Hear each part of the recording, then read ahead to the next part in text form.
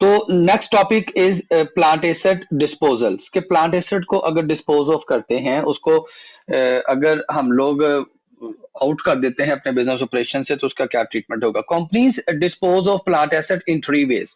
अब कंपनी अगर dispose of करने की बात आती है, मतलब कंपनी ने अगर एसेट से जान छुड़ानी है या एसेट से छुटकारा हासिल करना है तो उसके तीन तरीके हो सकते हैं, रिटायरमेंट, सेल और एक्सचेंज। ठीक है। रिटायरमेंट क्या है कि एक एसेट हमारे लिए किसी काम का नहीं है, उसको फेंक दिया या किसी को दे दिया फजूल में, ठीक है, बगैर पैसों के। सेल करने का मतलब है कि उसको अगर हम लोग सेल कर देते हैं, हमारे लिए वो अनसूटेबल था या हम लोग कोई नया एसेट खरीदना चाह रहे थे तो पुराने को हम लोगों ने सेल आउट कर दिया, तो उसको सेल की कैटेगरी में लेके चले जाएंगे। और नंबर थ्री क्या है, एक्सचेंज।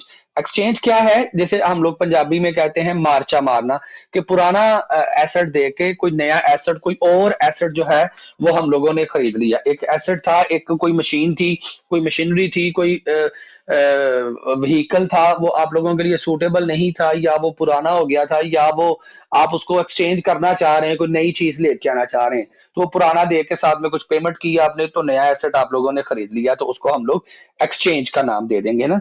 तो कंपनी मतलब बिजनेस जो है ये तीन तरीकों से एसेट से छुटकारा हासिल कर सकते हैं, एसेट को जो है वो अपने ऑपरेशन से निकाल सकते हैं, अब उससे मतलब उसको बिजनेस से आउट कर सकते हैं। ठीक है।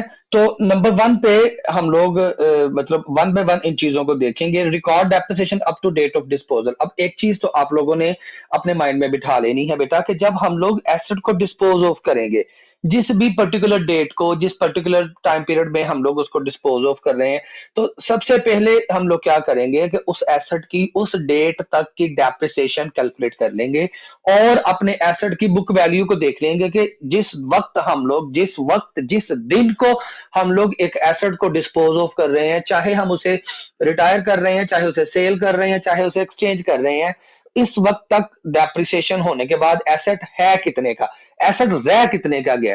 ठीक है। एसेट की वैल्यूएशन कर लेंगे ना उस पर्टिकुलर डेट तक की। ठीक है। सबसे पहला काम तो ये करेंगे।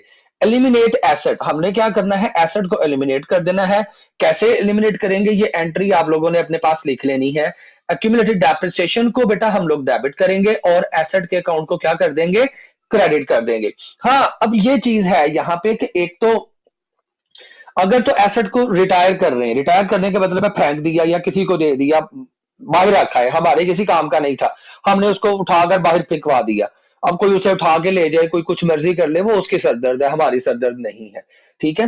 तो फिर तो सिंपली हम लोग ये करेंगे कि क्यूमुलेटिव डेप्रिसिएशन को डेबिट कर देंगे और हम लोग क्या करेंगे, एसेट के अकाउंट को क्रेडिट कर देंगे। एसेट बेटा हमने कहा था कि एसेट में जब इजाफा होता है तो उसको डेबिट करते हैं। अब जब एसेट को डिस्पोज ऑफ कर दिया है, एसेट को फेंक दिया है, तो एसेट तो कम हो जाएगा, एसेट कम हो जाएगा तो उसको क्रेडिट कर देंगे। अब क्वेश्चन इज दिस कि बेटा एसेट को जब हम लोग डिस्पोज ऑफ करते हैं तो उसके डिस्पोजिशन पे हमें प्रॉफिट भी हो सकता है और लॉस भी हो सकता है। अब जब प्रॉफिट की बात करते हैं बेटा, रिटायरमेंट तो में तो प्रॉफिट कोई नहीं होने वाला ना। ठीक है। हाँ, या किसी सूरत में रिटायरमेंट में भी प्रॉफिट हो सकता है कि हमारे लिए कोई एसेट बिल्कुल बेकार हो चुका था, उसकी एस्टिमेटेड लाइफ खत्म हो चुकी थी, पड़ा हुआ था, एक बंदा आया कोई बाहर से, उसने कहा भाई ये आपके पास स्क्रैप ही पड़ा हुआ है ना, फजूल है आपके लिए, तो मुझसे थोड़े बहुत पैसे ले लें और मुझे ये दे दें, मेरे किसी काम का है, मैं इससे कुछ काम कर लूंगा। तो मतलब वो एसेट जाते जाते भी कोई पैसे दे गया आप लोगों को, तो वो तो प्रॉफिट हो गया। लेकिन अगर हम उसे सेल ही कर देते हैं तो फिर प्रॉफिट भी हो सकता है और फिर हमें उसके लिए लॉस भी हो सकता है, और एक्सचेंज में भी प्रॉफिट और लॉस हमें हो सकता है जब एक एसेट को हम लोग एक्सचेंज करने की तरफ जाते हैं। ठीक है। तो इन तीनों ट्रीटमेंट्स में हम लोग देखते हैं कि किस तरह से हम लोगों ने काम करना है।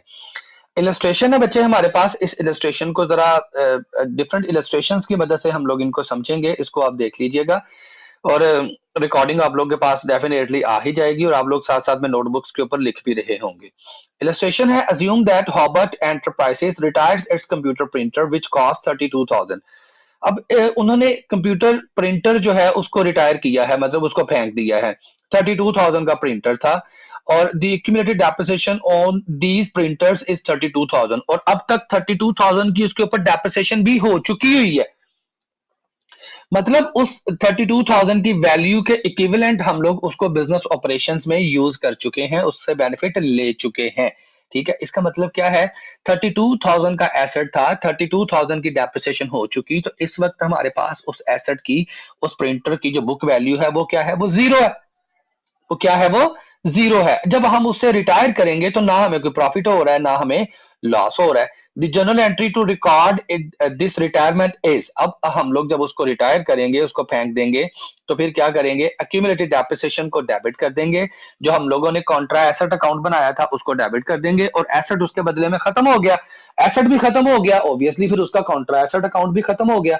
तो कंट्रा एसेट अकाउंट की नेचर बेटा क्रेडिट थी, उसे जब खत्म करेंगे वो डेबिट हो जाएगा, और एसेट की नेचर डेबिट थी, जब उसे खत्म करेंगे तो वो क्रेडिट हो जाएगा। ठीक है, तो बेटा जब हम लोग रिटायर करेंगे तो ये एंट्री आप लोगों प्रीवियस स्लाइड में भी आपको मैंने बताई थी, और अभी इस इलस्ट्रेशन से भी आप लोगों को पता चल गया होगा कि हम लोग एंट्री किस तरह से पास करेंगे, एक्यूमुलेटेड डेप्रिसिएशन डेबिट और प्रिंटिंग इक्विपमेंट क्रेडिट।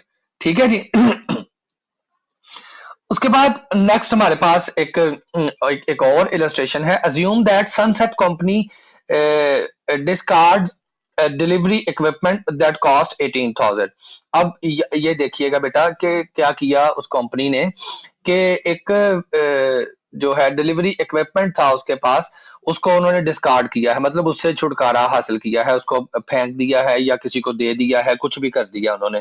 ठीक है, 18,000 उसकी कॉस्ट थी, और अब तक जो डेप्रिसिएशन एक्यूमुलेट हुई थी दैट वाज 14,000, मतलब कि अब तक उसके ऊपर जस्ट 14,000 की डेप्रिसिएशन हुई थी, 4,000 स्टिल अभी बाकी था, 4,000 का बेनिफिट अभी हमें मजीद मिल सकता था।